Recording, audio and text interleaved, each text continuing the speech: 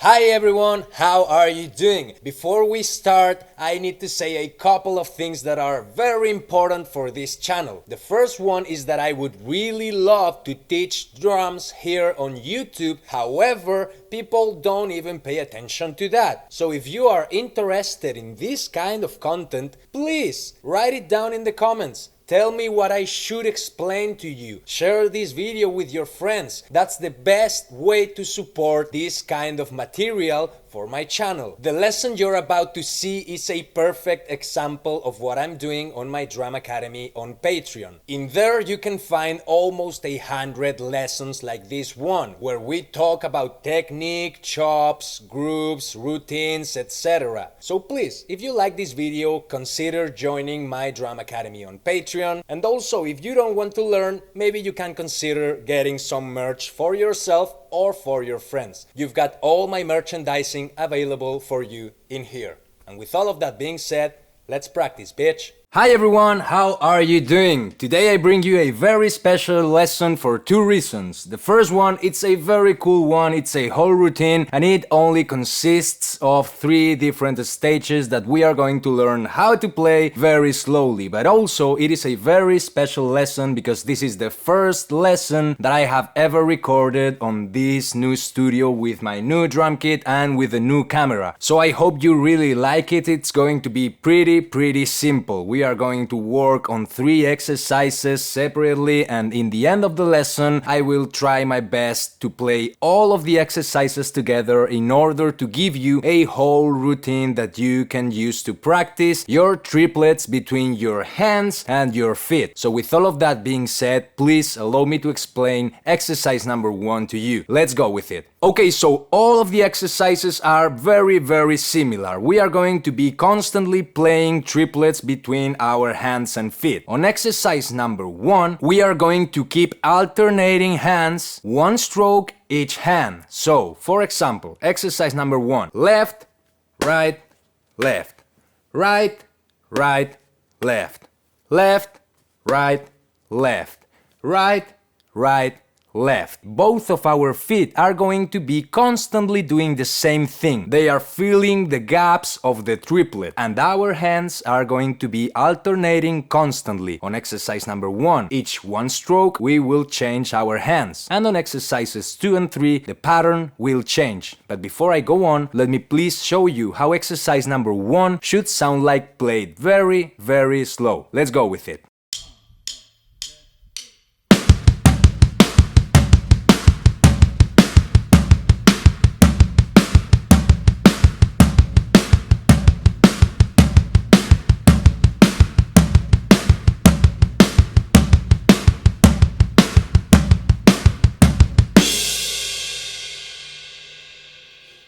Well, as you can see, this is the shape that we are going to keep using constantly in order to build this whole routine. Our left hand is going to play rim shots on our snare drum, and our right hand is going to play very loud notes on our floor tom. Everything else is going to be filled using the same structure with our bass drum. Right foot, left foot. So whatever happens on our hands, our feet are going to keep playing the same ostinato, right foot, left foot. And that way we are going to create different variations of this first exercise, and later we will build up the whole routine. So now, with all of that being said, please practice slow, try to make everything sound very clean, and once you get it, you can slowly start to speed up the metronome. So now, please allow me to play exercise number 1 at a medium tempo, and of course, as always, at a higher tempo. Let's go with it.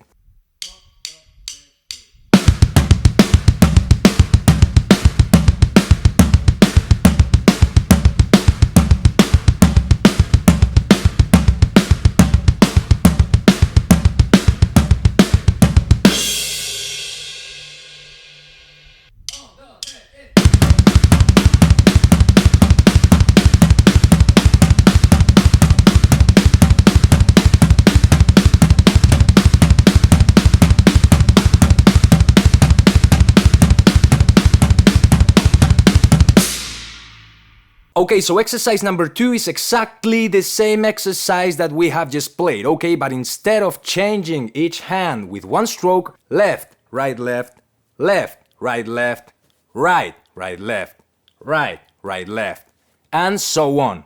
Each 2 notes with each hand, we will alternate to the other hand. The bass drum is going to keep playing exactly the same notes, and we are working on that exactly, okay? We need those triplets to sound as clean as possible, but we are also working on our linear coordination while alternating hands all over the drum kit. So it's going to be a little bit tricky in the beginning, but it's not hard at all once you have practiced it, and it's very, very useful. It doesn't matter if you're trying to play grooves or fills, it's going to work out perfectly for you. But before I go on, let me please show you how exercise number 2 should sound like at a very, very slow tempo. Let's go with it.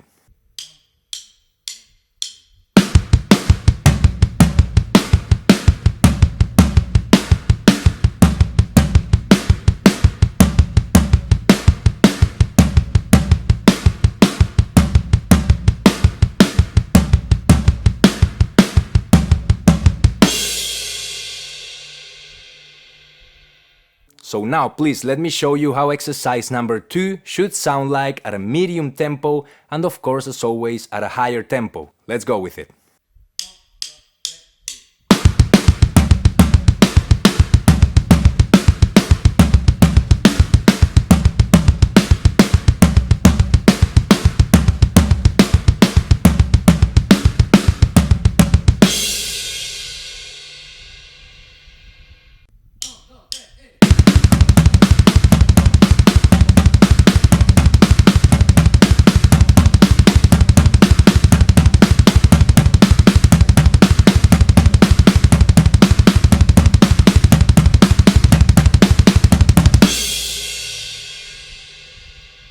Well, as you can see, it's exactly the same exercise. We are changing each 2 notes and now it's time to move to exercise number 3. But on exercise number 3, we are not going to change each 3 notes. No, we are going to change each 4 notes, okay? Let me explain it. Let's go with it. Okay, so as I was saying, on exercise number 3, we are not going to change each 3 notes. We are going to use 4, okay? We are trying to make this whole exercise a little bit more symmetrical, okay? So we are going to use 1 note on exercise number 1, 2 notes on exercise number 2, on exercise number 3, 4 notes with each hand, okay? So right here we are playing right, fit, right, fit, right, fit, right, fit, and then we are changing to left, fit, left, fit, left, fit, left, fit. That's our pattern. 4 notes, 4 whole triplets with our hand, with both of our feet, and then we will change to play the opposite, okay? But before I go on, let me show you how this exercise should sound played at a very, very slow tempo. Let's go with it.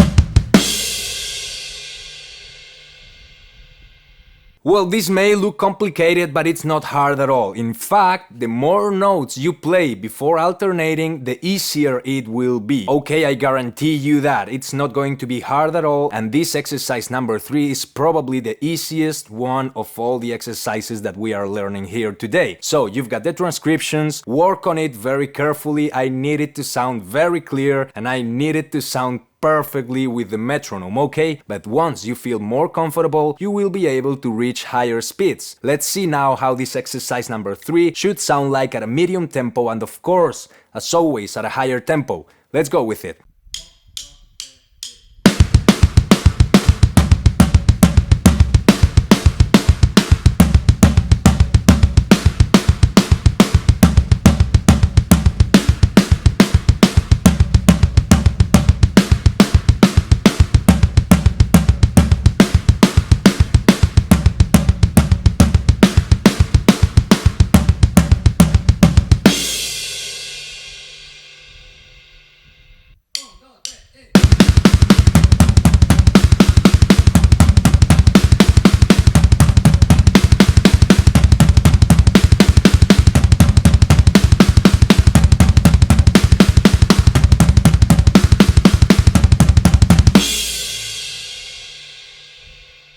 Well, and now that we've got all the exercises explained, all that's left to do would be to play all the exercises together. But if you are not able to, I don't care, I don't mind. This is not a competition. Please try to work on each and every one of those exercises separately. And once you have them, move forward and try to play the whole routine. But if you cannot play the whole routine, it's not a problem because you still can play all the exercises separately and it's good, honest work. Okay, so now what I'm going to do is just play the 3 exercises together. But you gotta create your own routine, okay? I'm not going to give you a written routine. I'm not going to give you transcriptions for this because you've got the exercises and you are now able to focus on the exercises that don't work at all for you. So for example, if you're able to play exercise 1 perfectly, if you're able to play exercise 2 perfectly, but exercise number 3 is a little bit tricky, when you are building this routine, try to play exercise 3 as many times as you need.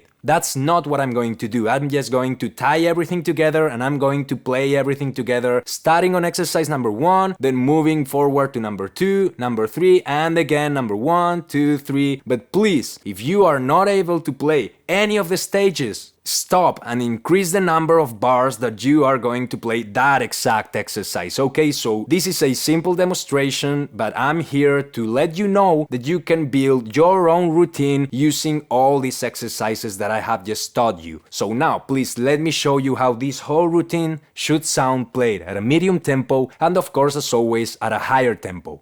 Let's go with it.